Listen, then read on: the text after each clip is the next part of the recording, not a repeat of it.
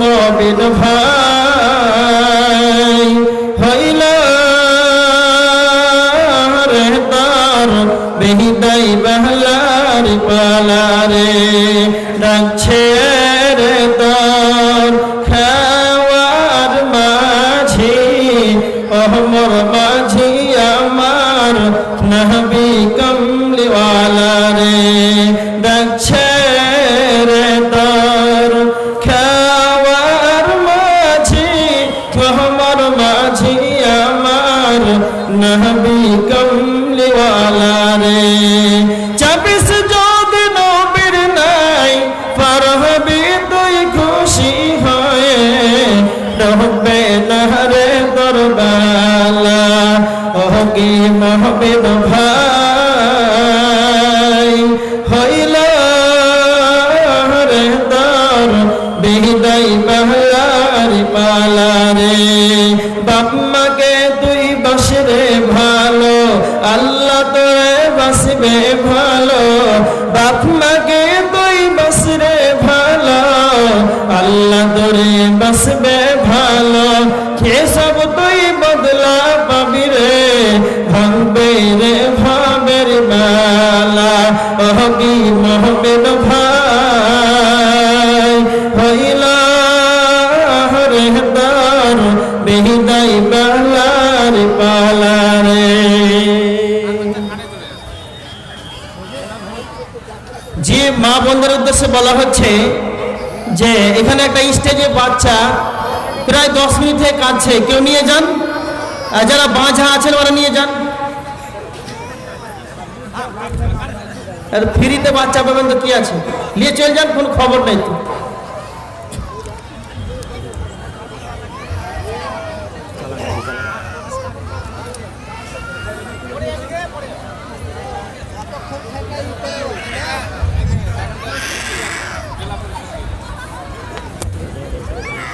থামো থামো থামো, জায়গা করছো, বসো 10 মিনিট বসো। জি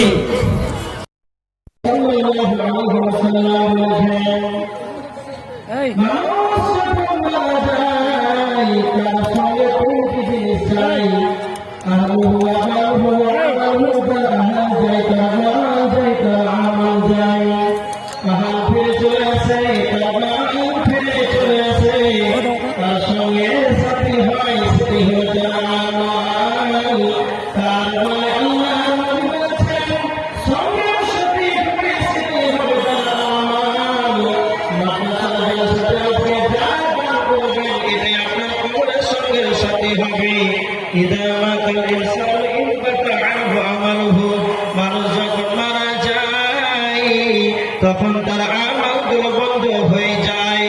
তার আমল বন্ধ হয়ে যায় তিনটি আমল ছাড়া। 1 নম্বর হলো সাদকায়ে জারিয়া। সাদকায়ে জারিয়া এমন একটা দান, মা বোনেরা খুব ভালো করে শুনেন। যদি কেউ মসজিদে 500 টাকা দেয়, 1 বস্তা সিমেন্ট দেয়, 1 কোটি রড দেয়, 1 লাখ বাড়ি দেয়, যদি কেউ এরকম ভাবে মাদ্রাসায় দান দিতে থাকে, এখানটা খুলে দেন, যদি এরকম ভাবে দান দেয় মাদ্রাসার কাজের জন্য, তাহলে এটা হচ্ছে সাদকায়ে জারিয়া। আপনি ফকির মিসকিনকে দান করলে নেকি পাবেন বলে বিদায়, ঠিক আছে, ভালো কথা, কিন্তু কত নেকি পাবেন? মরা পর্যন্ত পাবেন, মরা শেষে পাবেন, কিয়ামত পর্যন্ত পাবেন, এরকম নেকি পাবেন। কিন্তু যদি মাদ্রাসায় কাজ করে 100 বস্তা সিমেন্ট দান করেন, 50 বস্তা দিলেন, মাদ্রাসায় কাজ করে 1 লাখ দান দিলেন, তাই মাদ্রাসা তৈরি করার জন্য যতদিন এই মাদ্রাসা দাঁড়িয়ে থাকবে, ততদিন কিয়ামত হবে, আপনি মারা যাবেন, শুয়ে থাকবেন, ততদিন পর্যন্ত আপনার সব মাদ্রাসায় যতদিন শিক্ষা প্রতিষ্ঠানে শিক্ষা করবে, ততদিন আপনার নেকি কবরে পৌঁছাতে থাকবে। সেটাই হচ্ছে সাদকায়ে জারিয়া। এইটাই মানুষ বলছে, মানুষ মারা যায় তার কানুন বন্ধ হয়ে যায়, কিন্তু কেউ যদি মাদ্রাসায় যায়, যদি তার একটা বহুল থাকে, তাহলে ইনশাআল্লাহ অবশ্যই সে পাবে। এত একটা অভাব যদি আপনারা ছেড়ে দিতে হবে, মাশাআল্লাহ আল্লাহ ছেড়ে দিতে হবে। দেখেন মহিলাদের তরফ থেকে 8,000 আর ছেলেদের তরফ থেকে 800 টাকা, খুব বেশি আসবে। হ্যাঁ বেনামিতে মহিলা 500 টাকা আর ছেলেরা কাছে লিখে 500 টাকা দাম কাটা বেশি মহিলাদের দাম বেশি অবশ্যই মাগরিবে আপনাদের দাম হওয়াটা উচিত আল্লাহ রাসূল সাল্লাল্লাহু আলাইহি ওয়াসাল্লাম ঈদের সালাতের পরে তারপরে আল্লাহ রাসূল বলেছেন যে মহিলারা তোমরা বেশি বেশি করে দান করো কেন আল্লাহ রাসূল বলেন মহিলাদেরকে উদ্দেশ্য করে যারা বেশিরভাগ আমাদের দেখলাম অধিকাংশই নারী আর মহিলা তোমরা বেশি বেশি করে দান করো যাই হোক আপনাদের সম্মুখে আমরা যা আলোচনা করলাম যা সন্ধ্যা থেকে আপনারা আলোচনা শুনলেন আর শেষ পর্যন্ত আপনারা শুনেন এটাই আমার আজকে শেষ কথা আপনারা ধৈর্য ধারণ করেন আপনাদের আকাঙ্ক্ষিত বক্তা কামরুজ্জামান অনেক দূর থেকে আগত তেনার বাড়ি হচ্ছে ঝাড়খণ্ড আপনারা কেউ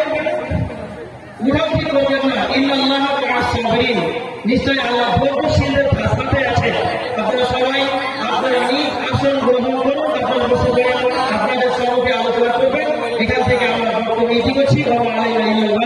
আসসালামু আলাইকুম ওয়া রাহমাতুল্লাহি ওয়া বারাকাতুহু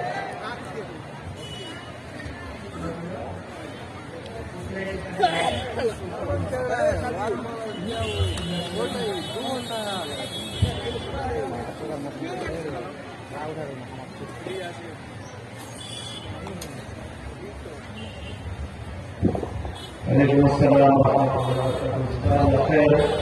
এতক্ষণ আপনারা শুনছিলেন আপনাদের মহান বক্তা হাফেজ আব্দুল কাইয়ুমের কাছ থেকে অনেক কিছু শুনলেন গুরুত্বপূর্ণ উনি বিশেষ করে আজকে আখেরাত সম্পর্কে আলোচনা করছিলেন আমাদের প্রত্যেকেই আখেরাতকে স্মরণ রাখতে হবে আল্লাহ নবী সাল্লাল্লাহু আলাইহি ওয়াসাল্লাম আখেরাতকে স্মরণ করতে বলেছেন এই জন্য আল্লাহ নবী সাল্লাল্লাহু আলাইহি ওয়াসাল্লাম তোমরা ফাসুরুল কবর তোমরা কবরস্থানকে জিয়ারত করো কবর জিয়ারত করো ফাইন্না তুরাকুল আখিরাত কবর জিয়ারত করতে গেলে কি হবে মত বলে স্মরণ আসবে মত বলে স্মরণ আসবে অপরাধগুলো করুন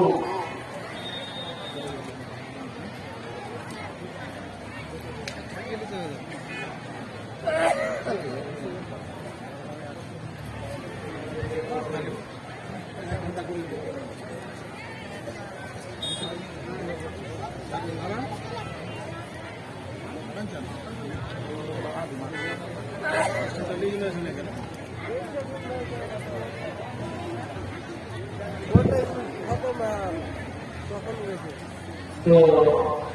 আখেরাত সম্পর্কে এতক্ষণ শুনছিলেন আল্লাহ যেন আমাদের প্রত্যেককে যা শুনলাম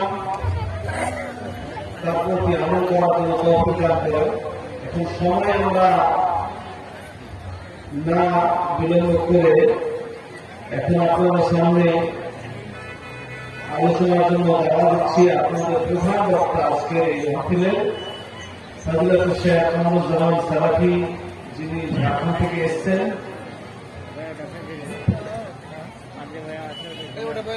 এই আলোচনা করবেন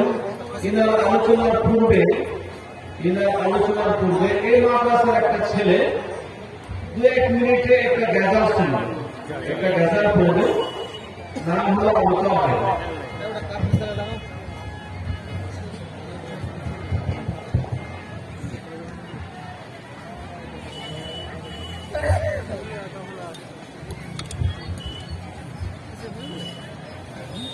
Assalamualaikum warahmatullahi wabarakatuh.